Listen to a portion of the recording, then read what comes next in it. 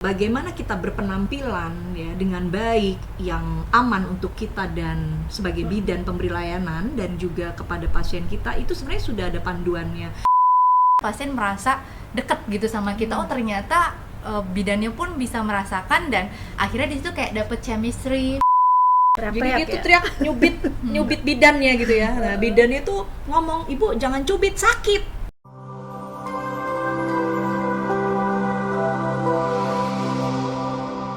Assalamualaikum warahmatullahi wabarakatuh. Salam sahabat WRHC. Bersama saya dengan Erika Yulita. Saat ini kita sedang berada di podcast Women Reproductive Health Center. Nah, sahabat WRHC yang tercinta, dalam podcast WRHC kali ini kita akan membahas tentang personal branding dan tentu saja tentang grooming. Dalam konteks pelayanan kebidanan, profesionalisme dan asuhan yang komprehensif menjadi dasar hubungan yang bermakna antara bidan dan pasien. Salah satu faktor yang penting dalam profesionalisme adalah bagaimana kita melibatkan asuhan yang mendalam dan penuh empati dengan grooming yang baik. Grooming bukan hanya bicara tentang penampilan fisik, tetapi juga tentang citra dan interaksi yang membantu hubungan yang kuat dengan pasien. Sebagai seorang bidan, merawat penampilan dan menunjukkan profesionalisme dalam penampilan ini akan mencerminkan dedikasi mereka terhadap asuhan kebidanan yang berkualitas tinggi. Dalam podcast WRHC kali ini, kita akan mendalami perspektif narasumber tentang pentingnya grooming dan branding bagi bidan dalam memberikan asuhan kebidanan, di mana kita akan menjelajahi bagaimana grooming sangat berdampak kepada rasa percaya diri, komunikasi efektif, interaksi pasien dan kepercayaan yang mendalam dalam hubungan antara bidan dan pasien. Dan kali ini kita sudah hadir dua orang narasumber yang saya yakin akan membuka wawasan kita tentang perspektif branding dan grooming dengan lebih mendalam. Ya, saya perkenalkan terlebih dahulu. Yang pertama adalah Bidan Jamilatus Sadiah, adalah seorang founder dari Bumil Pamil. Dan selanjutnya ada Bidan Jehanara. Halo Mbak Ika. Beliau adalah praktisi dari Rumah Bersalin Depok Jaya dan juga seorang akademisi di Poltekkes Kemenkes Jakarta 3. Halo Mbak Jehan. Halo Mbak Ika. Mbak Bila. Halo Ibu, terima kasih Ya. udah diundang, dan halo sahabat WRHC semua. Oke, baik. Sebelumnya ini kita seperti yang dikatakan tadi sudah disampaikan bahwa kali ini kita akan membahas tentang grooming ya. Tentu pertama kali kita akan bahas tentang grooming. Mungkin saya ingin bertanya terlebih dahulu mungkin dari Bu Jehan, bagaimana perspektif Bu Jehan selama ini dalam menghadapi pasien, menganggap bahwa grooming ini menjadi hal yang penting bagi seorang bidan dalam memberikan asuhan kebidanan. Oke. Terima kasih Mbak Ika, pertanyaannya ya luar biasa nih, memang yang sedang booming ya tentang grooming ya. Bagaimana seorang bidan itu harus berpenampilan di depan pasien, itu menjadi hal yang sangat menjadi faktor yang sangat mempengaruhi. Karena apa? Karena yang kita akan hadapi ini adalah seorang perempuan yang dia ini akan melalui proses kehamilannya, persalinannya, berketurunannya gitu ya, dengan perasaan yang harus dengan penuh percaya diri gitu ya.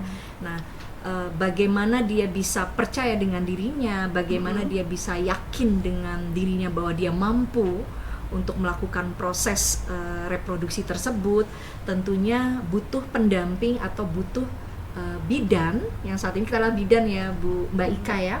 Jadi bagaimana seorang bidan bisa building trust, membangun rasa percaya kepada pasiennya. Tentu seorang bidan tersebut juga harus memiliki penampilan yang baik, penampilan yang meyakinkan, sehingga pasien ini juga yakin gitu ya, ingin diberikan didampingi dan mendapatkan pelayanan dari bidan tersebut gitu. Jadi itu sangat mempengaruhi loh Mbak Ika, hal tersebut, grooming itu, berpenampilan yang baik. Jadi menurut Mbak Jehan, bahwa grooming ini dapat membantu ya seorang bidan untuk dapat meningkatkan kepercayaan dirinya. Iya, benar. Nah, dari pengalaman sendiri, mungkin dari Mbak Mila ada pengalaman selama menjalankan peran sebagai bidan juga untuk mungkin menambahkan apa yang disampaikan oleh Mbak Jehan tadi terkait dengan grooming itu sendiri? Penting banget, karena sebenarnya pasien-pasien juga akan akhirnya deket sama kita, itu perlu banyak banget upaya, dan salah satunya kita harus benar-benar membentuk grooming. Salah satunya adalah personality. Jadi mulai dari kepercayaan diri kita, ada empati di situ, dan ada soft skill, mungkin ada listening skill, terus bagaimana kita juga bisa membuat pasien nyaman sama kita. Jadi sebenarnya penting banget, dan memang grooming ini juga sangat penting untuk kita asah terus. Mungkin banyak teman-teman juga yang sometimes juga nggak kenal sama diri kita tuh sebenarnya kelebihan kita apa sih, terus nggak pede gitu. Makanya sebenarnya ini juga bagus untuk self awareness kita, biar kita jadi makin kenal juga sebenarnya sama diri kita gitu sih, Bu. Oke, baik. Nah, kalau di dalam menghadapi pasien nih, Bu Jehan ya, mungkin ada beberapa bidan-bidan ya di tempat prakteknya, bagaimana Bu Jehan melakukan pendekatan atau menekankan pentingnya grooming ini sendiri, bukan hanya bagi diri sendiri, tapi mungkin bagi bidan-bidan yang lain ya, yang bekerja di tempat di prakteknya Bu Jehan sendiri. Pertama, kalau kita ingin bertemu dengan pasien, pertama kali kita bertemu dengan pasien seperti Mbak Ika bertemu dengan seseorang, pasti yang dilihat adalah penampilan fisik ya, dari bajunya gitu ya. Nah, bajunya ini juga sangat mempengaruhi bagaimana kualitas kita ya sebagai seorang bidan. Baju itu nggak mesti mahal, Mbak Ika, tetapi bagaimana dia harus bersih, dan selain bersih juga kalau karena kita melakukan tindakan, artinya baju itu harus juga fleksibel ya, untuk diangkat, ditarik lengannya supaya memudahkan kita untuk melakukan tindakan tersebut. Lalu selain itu juga harus dengan menggunakan misalkan alas kaki yang tertutup gitu ya, jangan terbuka, karena untuk melindungi, selain melindungi kita juga melindungi pasiennya. Lalu untuk di atas ya, bagian kepala atau rambut. Nah, ini kalau yang berhijab bisa ditutup ya, tetapi sebaiknya memang yang juga hijabnya tidak, jilbabnya tidak mengganggu kita melakukan tindakan. Ada juga nih Mbak Ika, kalau kita lihat ya yang lagi tren ya, rambutnya diwarna-warnain gitu ya. Sekarang lagi seneng ya, lagi seneng ya diwarnain bidan-bidannya ya, biar keren gitu ya. Tetapi kita juga harus menunjukkan performa kita sebagai seorang bidan yang juga punya wibawa yang baik gitu ya. Jadi sebaiknya menggunakan, kalau mau cat rambut ya jangan cat yang terlalu warna-warni, terlalu terang gitu ya Mbak Ika. Jadi dan kalau kita sebaiknya menggunakan warna-warna yang natural sajalah gitu ya. Itu akan lebih performanya akan lebih baik gitu ya. Dan juga kalau penampilan ini kadang-kadang suka pakai gelang, cincin gitu ya. Kayak saya sekarang lagi pakai nih, tapi kan lagi podcast nih ya. Apa ya. Jadi kalau ketika kita melakukan tindakan atau bersama dengan pasien, sebaiknya hindari perhiasan-perhiasan yang mencolok ya. Kalau jam tangan mungkin perlu ya, karena kita mau kalau tindakan itu perlu melihat waktu ya, seperti itu. Dan juga yang jangan lupa, badan harus wangi ya Mbak Ika ya, nggak boleh bau, namanya kita mau bertemu dengan pasien gitu ya. Jadi supaya pasien juga senang berada dekat dengan kita, dan itu termasuk menciptakan lingkungan yang positif gitu ya. Jadi bukan hanya penampilan dilihat fisiknya enak, tetapi ketika ibu-ibu perempuan itu melihat, dan keluarganya tentunya melihat kita rapi gitu ya, berpakaian berpenampilan yang rapi, maka dari awal tuh sudah kesan pertama cinta pada pandangan pertama ya Mbak Ika ya, cinta pada pandangan pertama. Jadi sudah mulai, itu salah satu faktor untuk membentuk building trust ya, membentuk kepercayaan provider bidan kepada kliennya, kepada pasiennya. Dari segi penampilan fisik tadi Mbak Ika, selain bajunya bersih gitu ya, dan sebenarnya untuk kita menggunakan baju yang bersih, pakaian yang bersih, alas kaki lalu tertutup gitu ya, dan rambut yang baik gitu ya, yang tertutup, tidak menggunakan aksesoris gitu, sebenarnya itu adalah tujuannya juga untuk melakukan pencegahan infeksi gitu ya. Jadi itu memberikan keamanan, selain untuk keamanan kepada kita sebagai pemberi layanan, juga memberikan keamanan kepada pasien kita. Itu tujuannya Mbak Ika. Nah, Berarti kita ya sama-sama ya dapat dengar tadi bahwa ternyata untuk menjadi seorang bidan ada beberapa hal yang harus kita lihat ya. Penampilan itu menjadi hal penting. Iya. Nah, menurut pengalaman Mbak Jihan sendiri, dengan adanya grooming yang baik, bagaimana dampaknya terhadap asuhan kebidanan yang diberikan oleh bidan itu sendiri kepada pasien, dan apakah itu dapat meningkatkan rasa percaya diri dari bidannya? Sangat ya Mbak Ika, sangat ya, karena ketika kita berpenampilan yang baik gitu ya, termasuk cara bicara, termasuk cara tersenyum ya, memandangnya gitu ya, termasuk kita cara duduk di depan pasien gitu ya. Jadi ketika kita sudah dia percaya ya dengan kita, yakin dengan kita, maka pasien ini akan mampu mengungkapkan apapun isi hatinya gitu ya, sehingga kita juga bisa tahu masalahnya pasien tersebut, dan kita bisa menganalisis apa kebutuhannya, sehingga jadi klop gitu ya, asuhan yang kita berikan ini klop gitu, sesuai dengan kebutuhannya, karena dia sudah percaya dengan kita dan dia mampu untuk berbicara apapun gitu ya kepada kita ya, selama itu adalah memang terkait dengan untuk asuhan kebidanannya. Ya. Oke, baik, terima kasih Mbak Jihan. Yang ingin saya tahu kembali adalah apakah yang terkait yang disampaikan oleh Mbak Jihan tadi, bahwa bidan harus berpenampilan seperti apa, kemudian bagaimana tata cara berpakaian pada saat menghadapi pasien, ataupun mungkin cara berjalan dan sebagainya. Terkait dengan ini ada nggak panduan khusus misalnya yang memang untuk bidan untuk ketahui, untuk mungkin teman-teman WHC, sobat WHC juga pengen tahu apakah pada saat mereka akan ketemu bidan, benar nggak sih bidan ini berpenampilan seperti ini? Ada nggak panduannya ataupun aturan-aturannya bahwa memang seperti ini harusnya seorang bidan itu berperilaku atau bersikap ataupun berpenampilan seperti itu? Iya, jadi memang bagaimana kita berpenampilan ya dengan baik, yang aman untuk kita dan sebagai bidan pemberi layanan dan juga kepada pasien kita, itu sebenarnya sudah ada panduannya. Bahkan di pendidikan sendiri sudah ada mata kuliah khusus ya, namanya mata kuliah konsep, dan juga ada dalam kode etik bagaimana cara kita berperilaku gitu ya, bagaimana cara kita berpenampilan, berpakaian.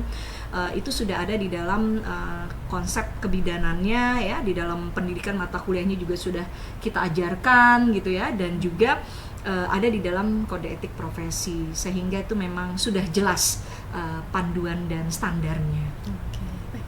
Nah, dari Mbak Mila sendiri ya, ada nggak pelatihan ya terkait dengan grooming ini sendiri untuk dapat meningkatkan rasa percaya diri dari bidan dalam melakukan asuhan kebidanan? Kalau dari pelatihan sih kayaknya sejauh ini saya belum ada ya Mbak Erika, cuma khusus memang gitu ya? khusus gitu, apalagi ini kayak first time kayaknya di WRHC, makanya teman-teman kayaknya harus standby sih nonton podcast ini, karena aku pun belajar jadinya di sini, dan juga yang aku tahu hanya tadi ternyata grooming ini juga menjadi salah satu masuk ke dalam branding, yang mungkin teman-teman juga udah sering banget nih dengar branding tapi jarang gitu untuk ngomongin grooming, makanya ini justru kita malah dapat banyak insight sih Mbak Erika. Mungkin saya melanjutkan kembali terkait dengan grooming ini. Mungkin dari Mbak Jihan, ada nggak secara perspektif budaya? Karena kan masing-masing pasien ya atau klien yang kita hadapi itu tentu dari latar belakang yang berbeda-beda. Yang mungkin saja mereka tidak begitu suka dengan beberapa penampilan-penampilan tertentu. Apakah ada hal-hal khusus yang juga harus dipelajari ataupun dilakukan oleh bidan menghadapi beberapa pasien dengan latar belakang budaya yang berbeda-beda? Iya, benar sekali Mbak Ika, bahwa memang yang kita akan hadapi ini adalah sudah di kode etik juga, bahwa kita tidak boleh memandang, membeda-bedakan ras, suku ya. Semua harus kita layani gitu ya dengan sama dan adil. Dan kita tidak pernah bisa mengetahui suku mana yang akan kita hadapi ya, budaya mana yang biasa mereka jalankan gitu ya, dan tentunya kita sebagai seorang bidan harus sensitif sekali untuk hal itu gitu ya, jadi harus benar-benar peka dan melihat unsur budaya tersebut gitu, mana yang biasa mereka melakukannya gitu ya, dan kita harus menghormati budaya tersebut gitu ya. Jadi prinsipnya adalah bagaimana kita kalau berpenampilan itu memang harus memperhatikan dari segala aspek gitu ya, termasuk aspek budayanya, dan juga bagaimana itu memberikan keamanan. Penampilan itu memberikan keamanan bagi selain kita seorang bidan juga kepada pasien dan keluarganya. Luar biasa. Oke, baik.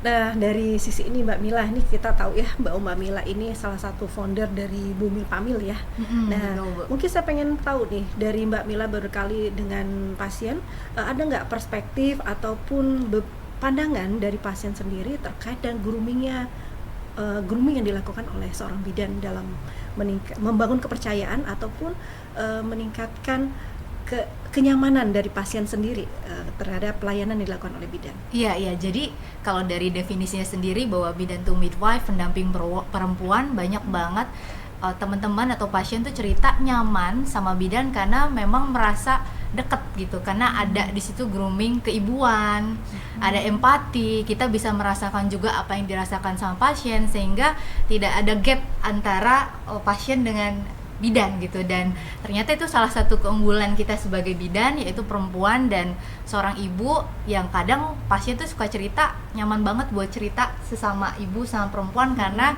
ngerasa relate gitu. Kita mengalami contohnya kayak menyusui, mungkin ada beberapa cerita yang bisa dibagi sama pasien kita bahwa aku juga ngalamin loh proses menyusui yang mungkin sulit, gak nyaman. Jadi grooming di sini bukan hanya sekedar kelebihan, kesempurnaan kita, tapi ternyata pada saat kita mengalami sesuatu tantangan, rintangan, itu juga kadang-kadang pasien merasa deket gitu sama kita. Oh ternyata bidannya pun bisa merasakan, dan akhirnya di situ kayak dapet chemistry, ada empati, dan itu bikin layanan kita malah makin jadi luar biasa gitu biasanya Mbak Erika.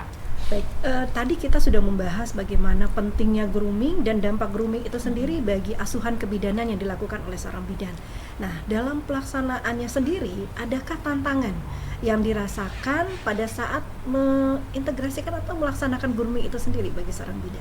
Ya, kalau buat saya Mbak Rika, karena masuk generasi milenial nih, jadi masuk generasi semua serba media sosial, digital, kadang mungkin kita mengikuti tren yang belum tentu tuh sesuai dengan konsep kebidanan, etika profesi, yang kadang-kadang membuat kita malah kayak jauh nih sama grooming bidan yang harusnya kita dapatkan tadi di pendidikan. Jadi memang sebaiknya kita tadi punya self awareness juga buat bisa tahu alur-alur, patokan-patokan mana sih yang sebenarnya masih sesuai dengan kode etik profesi. Apalagi generasi milenial juga banyak banget yang menggunakan media sosial, yang kadang-kadang sometimes kita ingin menunjukkan branding kita bahwa ini tuh bidan, tapi malah jadi membuatnya seolah berbeda nih, nggak sesuai dengan kode etik. Akhirnya bisa membuat masyarakat bahwa menganggap oh bidan nih seperti ini, padahal sebenarnya dari ilmu luar biasanya konsep kebidanannya, kode etiknya, filosofi bidan tuh luar biasa banget gitu. Jadi mungkin kalau dari aku pribadi dan para generasi milenial gitu, yuk kita lebih bijaksana dalam memfilter lagi tren-tren yang mungkin ada di dalam media sosial buat tetap bisa jadi bidan yang bijaksana, bidan yang menggunakan empati. Tadi dari segi penampilan busana juga tetap dijaga gitu. Paling kalau dari kita seperti itu sih Bu biasanya challenge-nya. Mungkin Mbak Jihan ada hal lain mungkin yang selain hal yang disampaikan tadi terkait dengan tantangan. Kebetulan ibu saya bidan zaman dulu ya, Bu Mbak Ika ya, bidan zaman Belanda gitu ya. Dulu zaman Belanda itu rambut harus dicepol, harus diikat gitu ya, harus dikonde, nggak boleh. Kalau ibu saya tuh cerita ada selai rambut jatuh aja tuh udah dinilai gitu ya, bisa masuk kondite, itu bisa nilainya bisa jelek gitu ya. Jadi salah satu penilaian ya. Iya, jadi terus apa namanya, kalau jalan harus nggak boleh cepat-cepat gitu ya, nggak boleh terlalu lambat juga gitu ya, nggak boleh bunyi, tegak, nggak boleh bunyi sepatunya gitu. Mengganggu pasien Ibu ya. Iya, jadi dan rapi sekali gitu ya, seragam gitu. Nah memang tadi yang seperti kata Mbak Mila katakan, karena sekarang udah lain ya, udah tren ya. Iya, tadi yang medsos. Iya, yang di awal tadi saya katakan bahwa ada yang rambutnya dicet gitu ya, terus joget-joget ya, mungkin kalau dulu bidan apa ya, wise gitu ya. Iya, wise, terus kalem gitu ya, kalem tapi bersahaja gitu ya. Nah, kalau sekarang apa nih, banyaknya lihatnya kalau di media sosial bidannya joget-joget gitu ya, lagi nolong persalinan ibunya lagi kesakitan terus dia joget-joget gitu ya. Bahkan ada yang pernah pakai headset ya gitu ya. Nah itu mungkin tujuannya dia lebih menyamankan bidannya ya, dirinya, karena dia nggak mau denger pasiennya teriak-teriak gitu ya.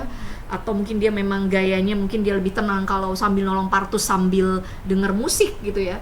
Tetapi kan kalau dilihat mungkin ya akan lebih baik lagi kalau penampilan kita kalau dilihat seperti itu kesannya mungkin seolah-olah tidak mengerti tentang kondisi pasien gitu ya. Jadi mungkin ya itulah perubahan yang terjadi ya. Tadi seperti kata Mbak Mila, memang kita harus memfilter gitu ya, memfilter lagi bagaimana berpenampilan yang bisa memberikan kesan bahwa kita pun menghargai pasien gitu ya, menghargai harga dirinya, menghormati keinginannya gitu ya. Seperti juga ada beberapa di media sosial, Mbak Ika, ini memang sebenarnya cukup menyedihkan sih buat saya ya sebagai bidan. Ada mungkin karena ingin naik ratingnya gitu ya. Jadi ada ketika dia menolong persalinan, ibunya teriak-teriak gitu ya. Itu dilihat gitu secara live gitu ya. Padahal itu adalah privasinya gitu ya. Belum tentu seorang ibu itu dia senang dengan dia teriak-teriak didengar oleh semua orang. Mungkin dia bisa jadi dia akan malu gitu ya. Nah, itulah yang menyedihkan, itu jadi dibikin live gitu oleh bidannya gitu ya, untuk menunjukkan bahwa ini loh proses persalinan yang sebenarnya terjadi. Nah, walaupun mungkin sudah ada informed consent ya dari pasiennya, tetapi ya itu balik lagi bahwa itu rasanya tidak etis gitu ya kalau kita menampilkan secara live gitu ya, bagaimana pasiennya sedang melahirkan terus teriak-teriak dilihat secara umum gitu ya. Nah, jadi itu penampilan gitu ya, termasuk grooming tadi, bagaimana kita menjaga bahwa privasi pasien itu harus dijaga gitu ya. Dan juga tadi percaya diri ya, rasa percaya diri seorang bidan dalam memberikan asuhan kepada pasiennya, tapi jangan kebablasan gitu. Jadi ini saya nolong pasien nih lagi teriak-teriak nih, diliatin terlalu percaya diri. Nah, itu juga sebenarnya juga kurang baik gitu. Oke. Nah, sekarang nih bagaimana mungkin strategi atau tips ya yang bisa diberikan kepada teman-teman sahabat WRHC untuk proses grooming yang baik bagi seorang bidan, sehingga benar-benar grooming ini dapat dimanfaatkan meningkatkan profesionalisme dan bagaimana penampilan dari seorang bidan. Mungkin dari Mbak Jehan atau Mbak Mila dapat memberikan tips ataupun strategi yang bisa dilakukan oleh bidan supaya sampai tidak terjadi seperti tadi, bahwa kita kebablasan dengan beberapa perubahan-perubahan yang ada di masyarakat saat ini, kemudian dengan perkembangan-perkembangan saat ini, dan tetap menjaga profesionalisme bidan sesuai dengan track yang ada. Mungkin Mbak Mila, mungkin ada tips yang bisa diberikan kepada sobat WRHC yang ada di sini? Ya, tipsnya mungkin karena kita juga nanti akan menjadi seorang ibu, seorang pasien, kita bisa refleksi diri kalau kita sebagai ibu tuh sebenarnya nyamannya ingin diapain sih. Terus apakah ketika diposting walaupun ada informed consent, ibunya juga sebenarnya nyaman apa enggak. Lalu menempatkan diri lah bagaimana kita sebagai pasien apa sih sebenarnya ingin kita dapatkan. Jadi kalau ketemu pasien tuh saya selalu mencoba untuk berempati dan berefleksi diri, kalau aku jadi ibunya, sebenarnya ibunya inginnya diapain sih gitu Bu. Jadi ketika memang dia butuh sentuhan, butuh pelukan, butuh didengar, ketika kita menggunakan tadi refleksi diri tadi, itu akan jauh lebih heart to heart connectionnya tuh kayak dapet gitu, tanpa perlu kita berpura-pura kayak ya ampun kasihan gitu ya, tapi verbal non verbal bahasa di tubuh kita tuh bisa dirasain sama pasien karena kita punya aura, kita punya energi, dan itu tuh nggak bisa dibohongin. Meskipun teman-teman pun ngomong di media sosial, bikin konten, kalau itu dibuatnya dari hati, kita akan mikirin itu dengan detailnya supaya juga bisa nyampe ke hati para audiens gitu. Jadi coba selalu berefleksi diri kalau kita jadi pasiennya seperti apa maunya gitu sih Bu. Ya, intinya kita apa yang diinginkan pasien itu kita mengetahui dan kita akan berusaha melakukan semaksimal mungkin. Nah, mungkin dari Mbak Jehan ada tips? Ya, jadi memang ketika kita berhubungan dengan pasien, selain penampilan, kita juga harus memperhatikan tadi komunikasinya itu harus human touch gitu ya. Jadi harus selain verbalnya harus baik gitu ya, juga non verbalnya juga harus baik. Termasuk saya punya kemarin pasien saya cerita, Mbak Ika, dia trauma sekali, trauma karena waktu dia sekarang lagi kehamilan kedua ya. Waktu kehamilan yang pertama, melahirkan anak yang pertama, itu dia kan kalau orang mau lahiran itu kan kesakitan gitu ya. Jadi dia tuh teriak nyubit bidannya gitu ya. Nah, bidannya itu ngomong, "Ibu jangan cubit, sakit." Nah, ternyata perkataan seperti itu membekas sampai 5 tahun kemudian ketika dia hamil yang kedua ini. Kok bidannya ngomong kayak gitu ya, padahal saya kesakitan gitu ya. Padahal mungkin ya memang sakit ya kalau dicubit ya, tapi mungkin dirubah lagi tadi komunikasinya, verbalnya. Jadi mungkin diganti misalnya kalimatnya, "Ibu coba tarik nafas pelan-pelan ya tangannya," gitu. Jadi itu kan sama mencegah, sama-sama mencegah untuk tidak mencubit sebenarnya, tapi dirubah lagi kalimatnya gitu ya.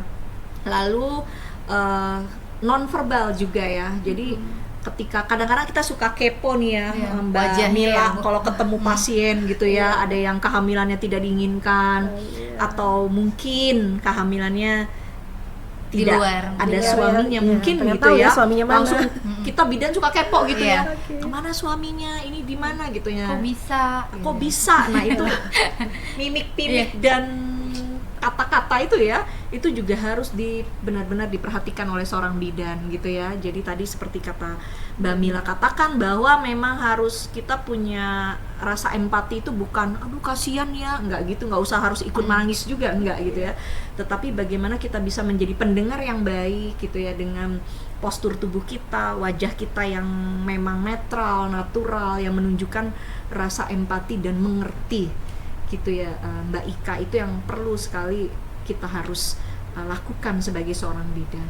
Oke, baik, Mbak Jehan, berarti mungkin dari yang disampaikan tadi dapat saya ambil kesimpulan bahwa seorang bidan itu nggak boleh judgmental ya, atau diskriminatif seperti tadi ya, mencubit ibunya. Artinya seorang bidan juga perlu untuk bisa memberikan wawasan yang luas dan tentu saja pemberdayaan seperti disampaikan oleh Mbak Mila tadi, sehingga perempuan dapat menyampaikan apa yang menjadi keinginannya yang dapat didengar oleh seorang bidan. Iya, benar. Jadi perempuan itu punya knowledge yang baik.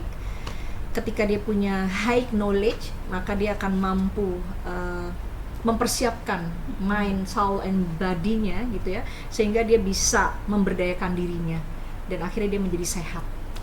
Baik, sahabat WRHC, mungkin dari pembahasan yang banyak tadi sudah digali bersama para narasumber kita, dapat kita simpulkan bahwa grooming itu tidak hanya bicara tentang penampilan fisik atau citra diri, tapi bagaimana seorang bidan dapat meningkatkan kemampuannya dalam memberdayakan perempuan, melakukan komunikasi yang baik, dan juga tidak melakukan judgmental, diskriminatif yang dapat mempengaruhi layanan ataupun asuhan yang dilakukan oleh seorang bidan, sehingga nanti kepercayaan diri bidan dalam melakukan asuhan, dan tentu saja asuhan yang profesional dapat lebih ditingkatkan, lebih terjalin antara bidan dan pasien. Nah, tentu saja untuk lebih banyak tahu tentang hal ini, jangan lupa Sobat WRHC tetap selalu membuka website WRHC melalui www.wrhc Indonesia. Baik sahabat WRHC, sampai ketemu kita di podcast Women Reproductive Health Center berikutnya, tentu saja dengan topik-topik yang lebih menarik dan luar biasa. Assalamualaikum warahmatullahi wabarakatuh.